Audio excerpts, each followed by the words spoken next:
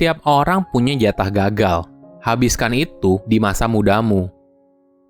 Halo semuanya, nama saya Michael. Selamat datang di channel saya, Sikutu Buku. Kali ini saya tidak membahas buku, tapi membahas soal kisah inspiratif dari Dahlan Iskan. Sebelum kita mulai, buat kalian yang mau support channel ini agar terus berkarya, caranya gampang banget.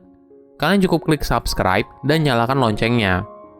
Dukungan kalian membantu banget supaya kita bisa rutin posting dan bersama-sama belajar di channel ini. Dahlan Iskan lahir pada tahun 1951 di desa pedalaman yang berjarak 15 km dari Magetan, Jawa Timur. Dia lahir dalam kondisi keluarga yang serba kekurangan. Ayahnya merupakan buruh tani yang bekerja di ladang pemilik sawah dan ibunya sudah meninggal sejak dia berada di kelas 6 SD. Sejak ibunya meninggal, Dahlan tinggal bersama ayahnya dan dua saudaranya, kakak perempuan dan adik laki-laki. Kondisi perekonomian keluarga mereka sangat sulit. Dahlan bercerita, jarak antara sekolah dan rumahnya adalah 6 km. Jadi, setiap hari dia berjalan kaki sepanjang 12 km. 6 km saat pergi dan 6 km saat pulang. Perjalanan tersebut terasa semakin berat saat musim kemarau. Saat itu, karena tidak punya sepatu, Dahlan harus sampai berjalan kaki sambil berjinjit karena cuaca yang sangat panas dan membakar kakinya. Namun, ketika pulang ke rumah, kadang tidak ada beras yang tersedia. Kalau sudah begitu, dalam kondisi lapar, Dahlan kadang mencuri tebu dari kebun milik BUMN. Selain itu, ketika kecil, Dahlan juga bekerja sebagai gembala kambing milik tetangga. Setelah pulang sekolah, dia akan membawa kambing ke sungai agar kambingnya bisa makan rumput di sana. Ketika kambingnya sibuk makan rumput, Dahlan kemudian mencuci baju dan celana satu-satunya yang dia miliki dan berenang mencari ikan. Jika hari itu beruntung, maka Dahlan akan punya ikan untuk dimakan.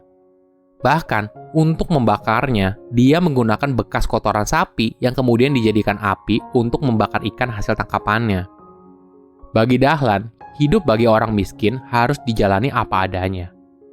Cita-citanya waktu kecil sangat sederhana, yaitu punya sepeda dan sepatu. Akhirnya, keinginannya untuk punya sepatu terwujud ketika dia duduk di kelas 2 SMA akhir. Namun itu pun hanya sepatu bekas yang sudah bolong di bagian jempol dan bagian belakangnya sudah robek. Itulah yang membuat Dahlan hanya memakai sepatu setiap hari Senin saat menjadi petugas upacara. Karena dia hanya punya sepatu satu-satunya, maka Dahlan sangat menyayangi sepatu robeknya dan merawatnya agar bisa bertahan selama setahun.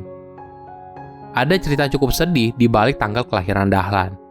Saat itu, kakaknya menuliskan tanggal lahirnya di balik lemari dari bambu tempat penyimpanan makanan.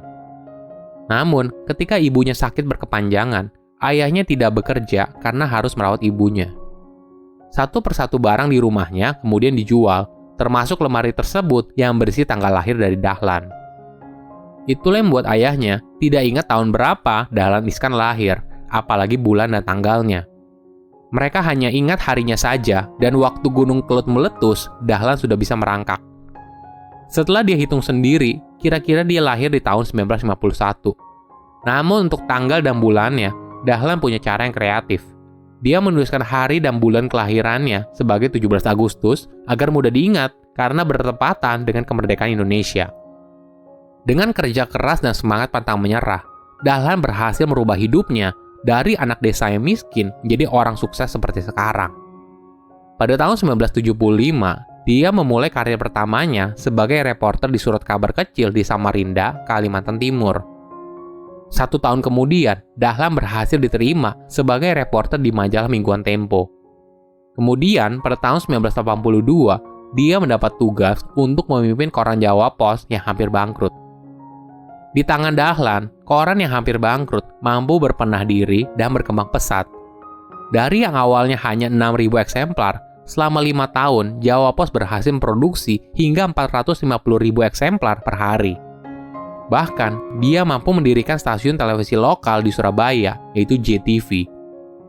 Ketika sukses menjadi bos media, Dahlan pun dipercaya sebagai direktur utama PLN. Dan beberapa tahun kemudian, Dahlan diberikan kepercayaan yang lebih besar lagi menjadi Menteri BUMN. Dalam memandang kehidupan, Dahlan bilang ada 3 jenis aliran hidup.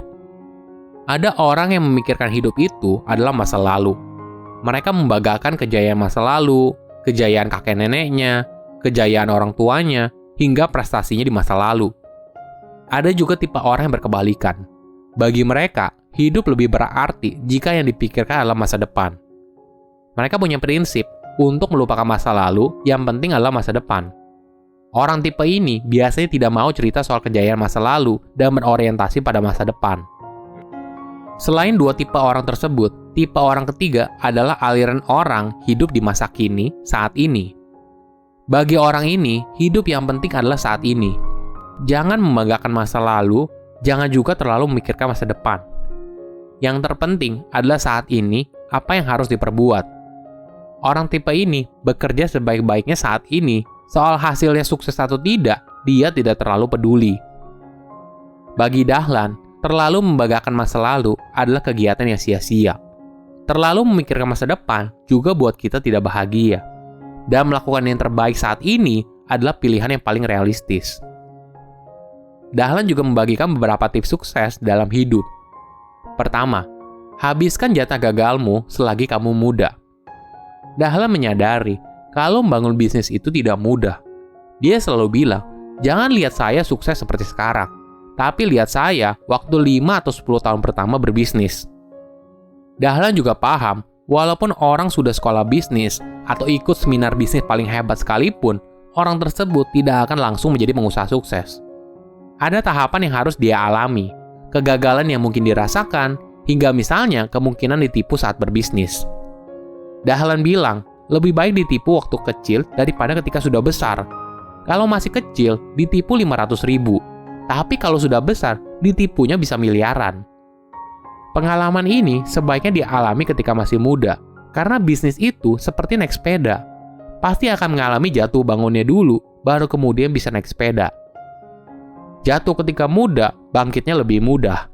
Selain itu, jatuhnya juga belum terlalu tinggi. Namun, apabila kamu jatuh ketika besar, sakitnya itu luar biasa. Kedua, konsisten. Bagi pemula, kita harus fokus menekuni satu bidang dulu. Ketika kamu belum punya pengalaman yang cukup, maka lebih baik kamu fokus di satu bidang saja. Bila bisnisnya sudah mencapai skala tertentu, maka kamu bisa mencoba bidang bisnis yang lain. Ketiga, jangan takut ambil resiko. Dahlan bisa keluar dari kemiskinan karena keluar dari kampung dan merantau. Ini adalah cara dia keluar dari zona nyamannya. Ketika merantau, dia belajar untuk melihat hidup dari sisi yang berbeda, menimba ilmu, membaca peluang, dan memupuk keberanian. Dengan menjemput tantangan, Dahlan mampu keluar dari lingkaran kemiskinan. Keempat, buat koneksi yang luas. Bagi Dahlan, koneksi adalah modal yang cukup penting dalam berbisnis.